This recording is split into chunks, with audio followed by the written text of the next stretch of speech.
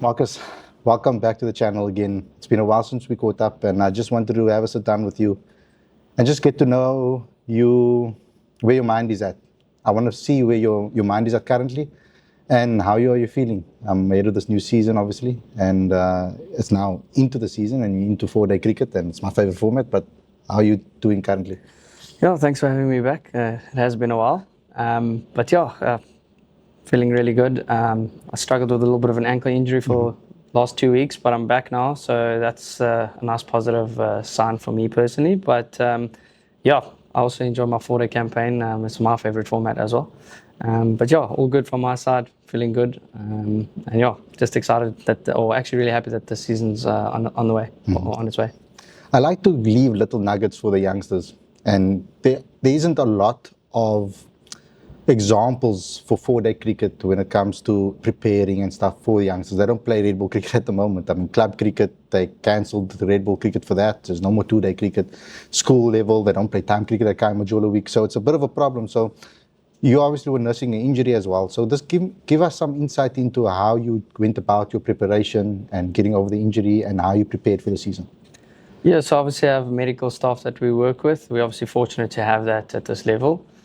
So just a lot of physio work, a lot of rehab with the trainer.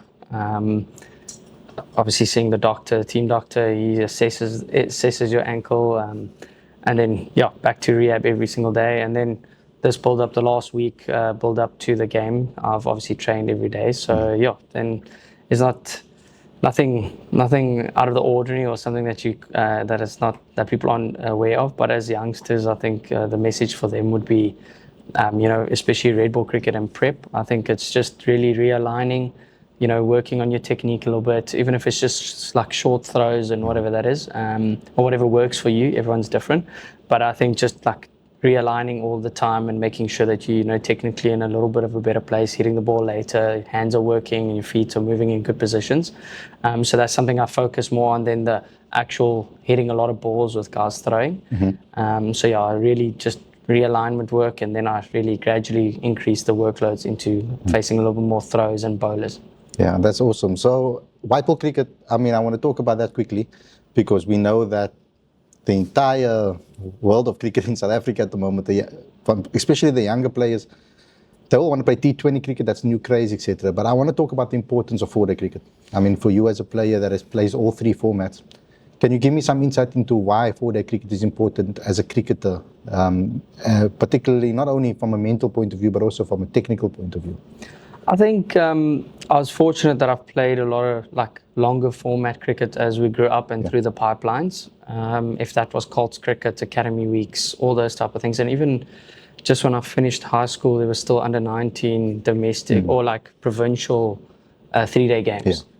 So we grew up playing a bit of the longer format, where a lot of younger guys and at schools, they play a lot of T20 cricket, which is, I don't think it's the worst thing. You see kids coming out of school and in high school, the way they hit the ball and strike the ball and stuff like that. I think for white ball cricket, the kids are a lot more advanced than what we were when we came through the system.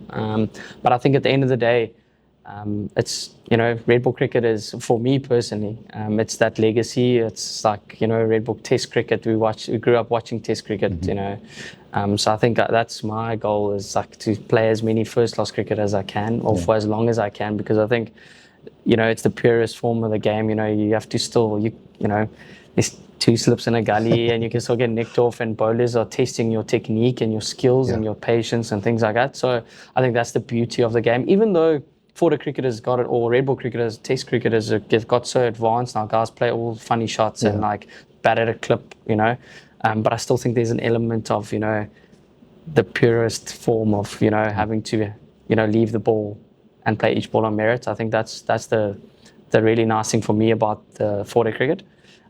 So I think, for kids that aren't playing that format enough, I still think it's not the end of the world, because they've got the expansive game. It's now just reining it in and being able to have a sound technique. And then, it's more the mental side that comes into play, being able to leave the ball, staying patient for a bit longer, and not having to make a play all the time. So I think, it's not the worst thing for kids to play as much white ball cricket as they are, but I still think it's the training process behind it.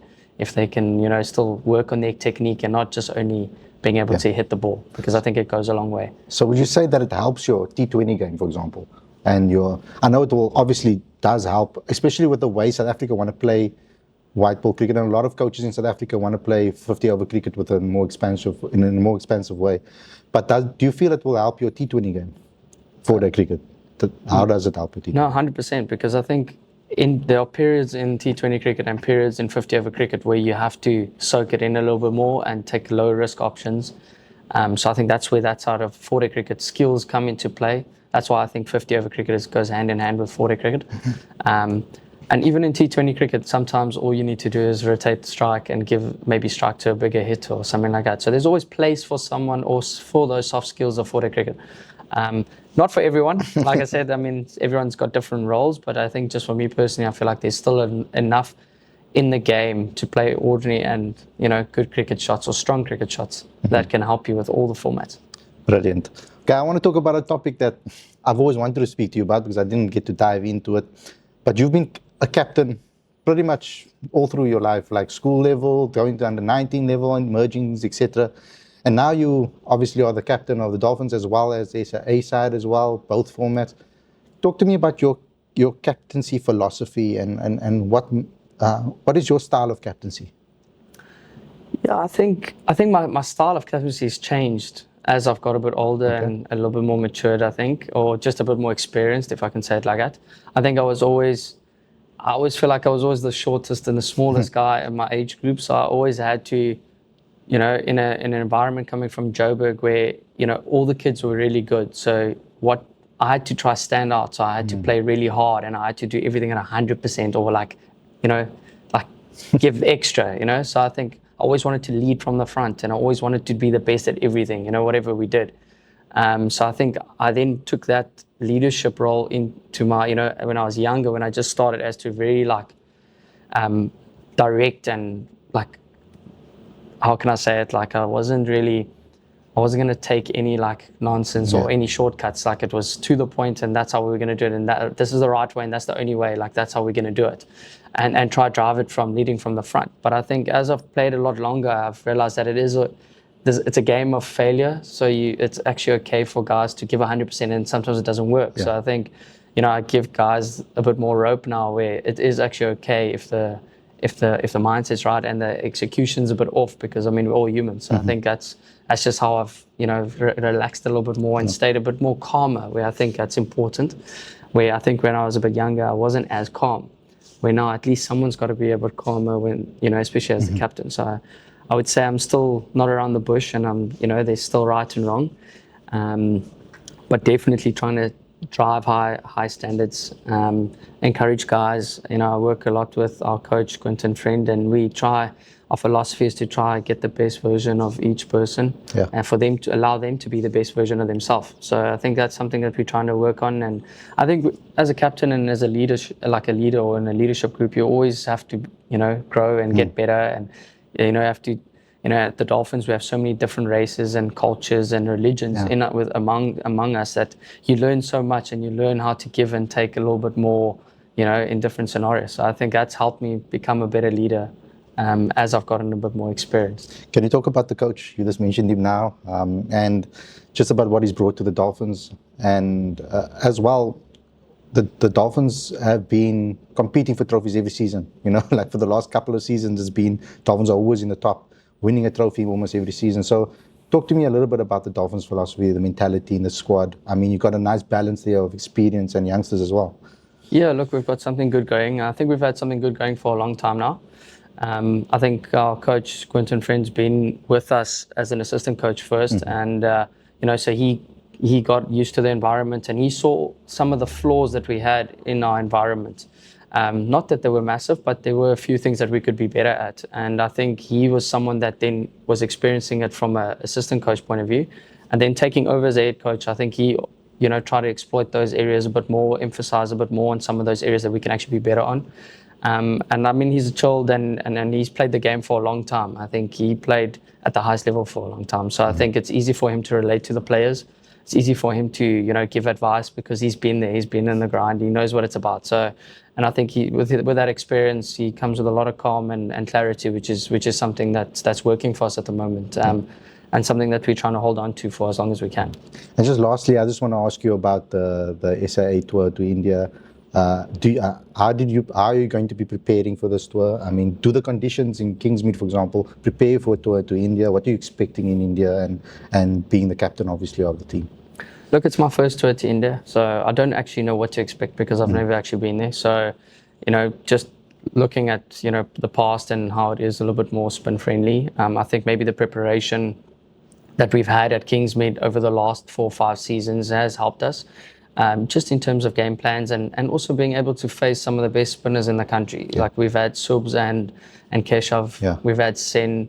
So we've had some of the best spinners that are featuring now for the Proteas that we got to face in the nets and speak to them about like game plans and what works, what doesn't work. So in spinning conditions. So, you know, I think that I'll definitely hold that close to my chest because I think those are certain things that can help you maybe when you do get there and the ball is turning quite a bit. But I'm not looking too far ahead.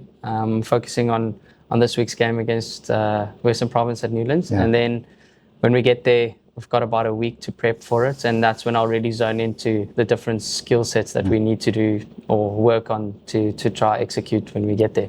Yeah, and sorry, lastly, I spoke to Coach Shukri a while back, a couple of times, and your name used to come up a lot when I asked him about future youngsters. That's why when you're still like a young player coming through the system. What's your relationship with the Coach Shukri, and can you tell me a little bit about him, if you've worked with him and what that was like? Yeah, look, I had a good relationship with him. He was our head coach when I was at National Academy. Yeah. That's quite a while ago. I think it was, I'm not sure if it was 2016 or 2017. So I have caught up with him a couple of times throughout the years and as I have spoken to him. But I mean, with him being involved with the Proteas now, we don't really touch base as much as maybe I would love to. But I mean, he's a busy guy now. So I have worked with him before. I don't think there's any reason why, or it shouldn't be a shock to guys why the Proteas are doing well and why they won the Test Championship. He's got a unique skill of getting the best out of players and locking the best out of players. It definitely worked for me when I was back in National Academy, so I can see why certain players are doing well, especially if they do go through a bit of a slump. So he does tend to do that. But yeah, like I said, I haven't really worked with him much of late. I think the last time I worked with him was for an SA series last year. He was the head coach against Sri Lanka. So that was the last time I worked with him. But I haven't really been touching base with him of late. Marques, good luck for the season, and I hope you have a good one. Yeah, thank you so much.